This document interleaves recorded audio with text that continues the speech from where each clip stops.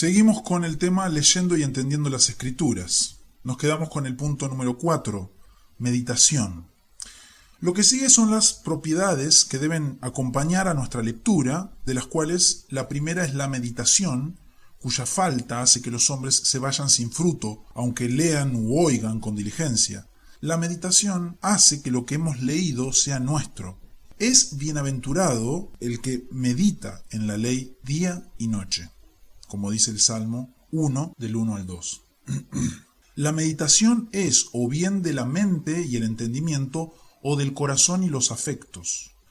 La meditación del entendimiento es cuando la razón piensa en las cosas leídas o escuchadas, lo cual los sabios de los paganos llaman el refinamiento del juicio, la vida de aprendizaje.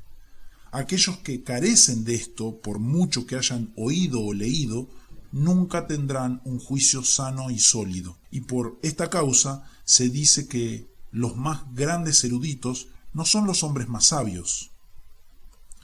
La meditación de nuestros afectos es cuando, teniendo algún asunto en juicio, lo digerimos y lo ponemos a funcionar sobre nuestros afectos. Es una continua búsqueda de nosotros mismos y el trabajo de guardar todas las cosas en el tesoro de nuestro corazón. El otro se irá si esto no se une a él. El juicio se irá si no le dedicamos nuestros afectos. La meditación en el juicio va primero. Entonces, lo que sigue es que, para que tengamos un sano juicio, o bien temamos o animamos nuestros corazones, no sea que tengamos falsos temores o falsas alegrías. Muchos tienen un sano juicio y aún así no tienen sus corazones purificados y conmovidos. Pueden aconsejar a otros, pero no pueden hacerse cargo de ellos mismos porque no unen el afecto con el juicio. La meditación sin lectura es errónea y la lectura sin meditación es estéril. El quinto punto, conversación. Lo que sigue es la conversación. En los asuntos naturales el hombre necesita de ayuda. Con mayor razón necesita la ayuda de otros en los asuntos espirituales. Hierro con hierro se aguza, y así el hombre aguza el rostro de su amigo. Proverbios 27:17. Y así como dos ojos ven mejor, dos orejas escuchan mejor, y dos manos pueden hacer más que una, así de especial es la comunión de los santos, como Dios lo prometió, que donde estén reunidos dos o tres en su nombre, Él estará presente con ellos en su espíritu, tal y como estuvo físicamente con sus discípulos en el camino a Emaús. Esta conversación puede ser con ministros de Dios, con nuestros semejantes u otros. Esta regla se debe mantener, que las conversaciones con nuestros semejantes sean acerca de las cosas que hayamos escuchado de nuestros ministros, así como también deben ser mantenidas en meditación, lo cual es una conversación con nosotros mismos. Por un tiempo debemos, como bebés, colgarnos de la boca de nuestros ministros, porque no podemos correr antes de caminar. No podemos caminar sin un líder. Nadie puede presumir de entender por encima de lo que es adecuado para entender, sino que debe trabajar para entender según la medida de la sobriedad, ya que Dios ha dado a todos la medida de la fe, Romanos 12:3, y una vez que ha puesto el fundamento, luego construye las paredes y los pilares. El eunuco no podía interpretar las palabras sin un guía, como dice Hechos 8:31, pero la había guardado en su corazón como lo hizo María. Por falta de verdadera humildad, la conversación es calumniada, porque es usada después de una manera malvada, sin haber sido firmemente fundamentada en los puntos principales de la religión para hablar de otros asuntos. En segundo lugar, debemos venir con amor, sin enojo, envidia o deseo de victoria. Por tanto, en una conversación debemos usar la preparación de la que hablamos antes. La falta de esta produce muchas discusiones y disputas.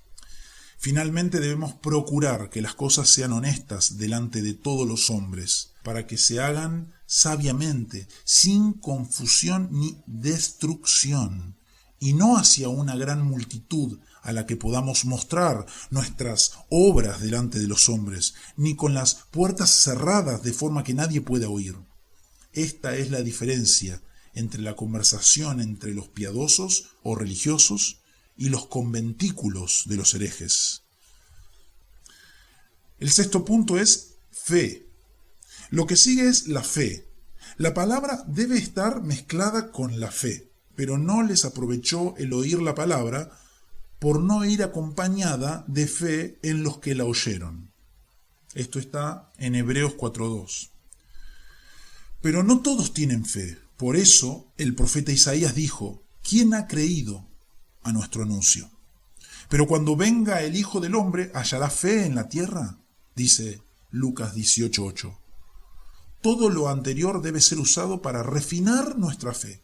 Así como el oro, antes de ser puro, es 7 veces probado en el fuego, así la fe, que es mucho más preciosa que el oro, debe pasar por estos medios. La fe es un incremento de toda esa preparación. Un comerciante debe tener algo antes de serlo, pero se ocupa de aumentar y conseguir más. Así nosotros debemos creer en Cristo Jesús por una fe general previa, pero debemos usar todos los medios antes mencionados para incrementar nuestro conocimiento y fe en todos los aspectos. Uno puede ser una persona de fe en general y aún así ser un incrédulo en algunos aspectos, como Cristo dijo a sus discípulos: si tuvierais fe como un grano de mostaza, como Abraham, Rebeca y Zacarías tuvieron. Hay una diferencia entre la fe y la opinión o conocimiento, ya que nuestro conocimiento y nuestras opiniones se desvanecen en la aflicción. Pero como el oro es probado en el fuego, así la fe resistirá el fuego de la aflicción. Satanás zarandeó a Pedro, pero su fe no falló, no le falló a Cristo, por cuanto Cristo oró por él, por sus discípulos y por todos los creyentes, para que su fe no falte. El séptimo punto es la práctica. Lo que viene a continuación es que tengamos un deseo de que la palabra traiga un fuerte incremento de fe y arrepentimiento. Me has hecho más sabio que mis enemigos con tus mandamientos, porque siempre están conmigo. Salmo 119:98. La práctica de los infieles no es nada, porque no está unida a la fe. Pero Cristo dice: antes bienaventurados los que oyen la palabra de Dios y la guardan. Lucas 11:28. Así también dice Santiago que esto es lo que da certeza de que tenemos fe. Aquel que hace esto es comparado con el hombre que edifica su casa sobre la roca, y nuestras obras no son el fundamento de la casa, sino que las construimos sobre Cristo. Cuando unimos los frutos de nuestra fe con el conocimiento, estos hablarán por nosotros, a nuestras conciencias y a otros. Nuestro Salvador Cristo dijo que aquel siervo que, conociendo la voluntad de su Señor, no se preparó ni hizo conforme a su voluntad, recibirá muchos azotes.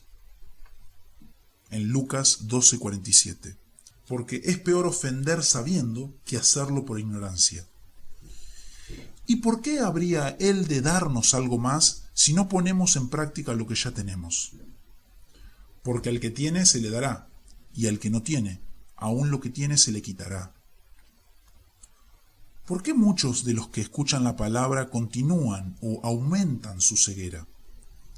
Porque no practican lo que saben, y además, incluso lo que tienen les es arrebatado. Si una buena conciencia no se une a la fe será arrebatada y los errores tendrán éxito. Si entonces somos olvidadizos, debemos admitir que la falta de práctica es, a menudo, la causa de ello.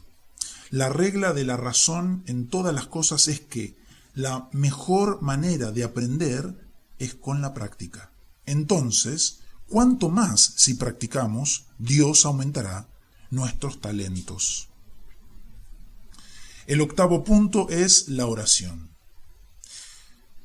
Lo último es la oración, que debe ser usado tanto en el principio, en el medio, como en el final.